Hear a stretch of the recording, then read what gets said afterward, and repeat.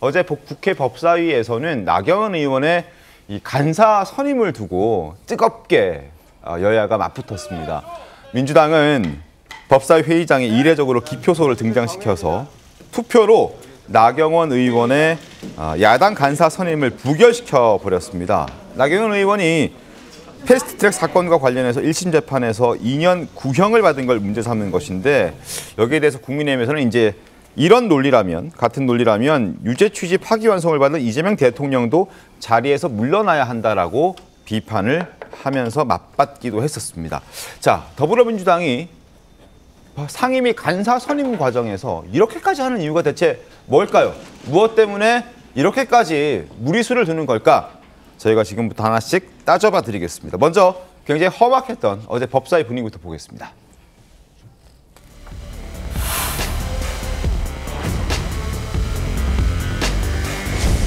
지금 들리는 얘기가 간사 선임을 무슨 표결에 붙여갖고 나경원 의원을 부결시킬 수도 있다라는 괴소문들이 돌고 있어요.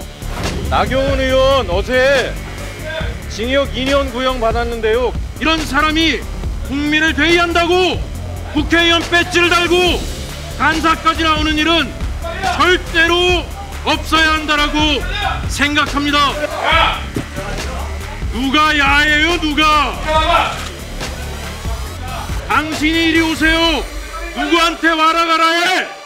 관행이니까 나를 빨리 선임해라. 이렇게 당당한 태도가 어디 있습니까? 이렇게 뻔뻔한 태도가 어디 있습니까, 세상에? 육선 의원 하신 추미애 의원님, 이런 의회 보셨습니까?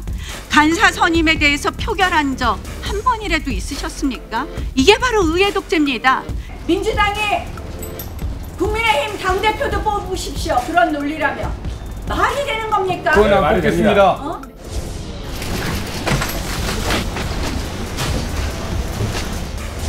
총 투표수 10표 중 부 10표로 나경원 간사 선임의 건은 부결되었음을 선고합니다. 자, 시청자 여러분도 국회에서 상임위 자리에 기표소가 등장한 건 아마 처음 보셨을 겁니다. 저도 정치부 출입해봤고 황대진 위원께서도 정치부 생활 오래 해보셨지만 저런 모습을 아마 많은 국민들이 본 거는 없을 거라고 확신합니다. 그래서 나경원 의원도 이런 식이면 민주당이 국민의힘 당대표 뽑으세요라고 말할 정도로 이게 말이 되는 거냐라는 지적들이 지금 나오고 있는 겁니다. 법사위 기표소가 등장하는 초유의 풍경 지금 시청자 여러분 함께 보고 계신데 국민의힘 의원들은 모두 퇴장한 상황에서 표결이 이루어졌고 결국 10표 중에 10표가 반대표만 딱 나와서 나경원 간사 선임의 건이 만장일치로 최종 부결됐다라는 어제 소식이 전해졌습니다.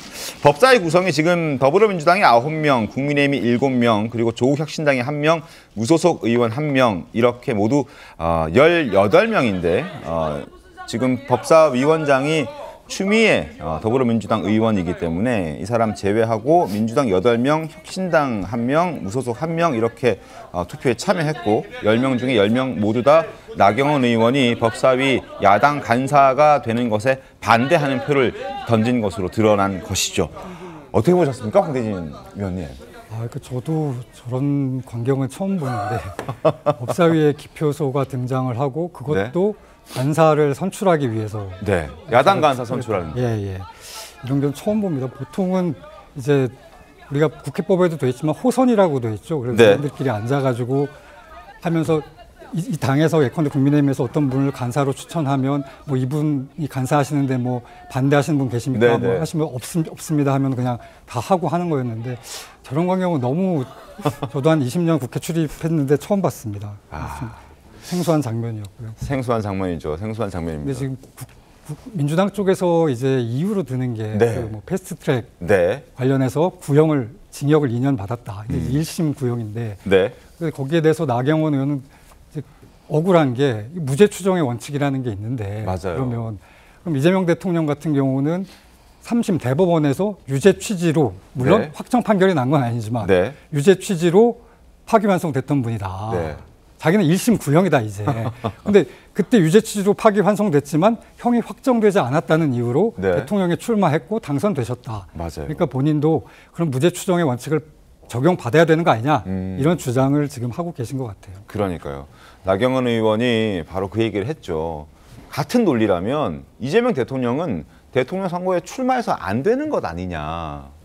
나는 1심에 검찰 구형 받은 상황에 불과하고 이재명 대통령은 대법원에서 확정까지는 아니지만 유죄 취지로 2심에 파기환송했는데 그럼 대통령 물러나야 되는 것 아니냐 이런 목소리가 그래서 나오는 겁니다. 강성필 부대변인님. 근데 일단 유권자가 다르잖아요. 그리고 이제 물론 저도 그냥 모든 걸 다 접어두고 네. 나경원이라는 사람 개인에 대해서 좀 보면 네. 안타깝긴 해요. 좀 최근에 들어서 이분 안타깝다? 네, 총선에 당선되신 거 빼놓고는 그 전부터 해서 뭐 되는 일이 좀 없는 것 같아요. 그래서 좀 마음이 좀 안타깝긴 합니다.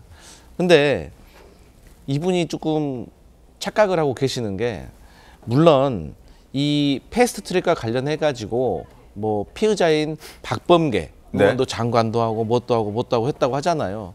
근데 이제 저희가 봤을 때 조금 차이는 뭐냐면 이 과거에 한동훈 전 대표, 국민의힘 대표가 법무부 장관 시절에 이거 공소 취하해달라고 청탁했다는 게 저희는 조금 더 심각하게 보고 있는 상황도 있고 또 최근에도 이제 본인의 배우자가 법원장이잖아요.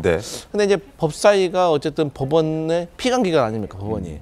근데 그 간사가 하는 게 맞는가에 대한 좀 고민도 있는 것이고. 근데 전 제 개인적인 생각이지만 결국은 사람의 감정의 문제인 것 같아요. 감정. 네, 그러니까 사실 이런 이유는 저런 이유, 저런 이유는 이런 이유로 다 이렇게 나름대로 다 할 말들은 있는데 결국에는 이 나경원이라는 사람이 이 민주당의 어떤 의원들이 봤을 때 반감이 되게 센 것 같아요.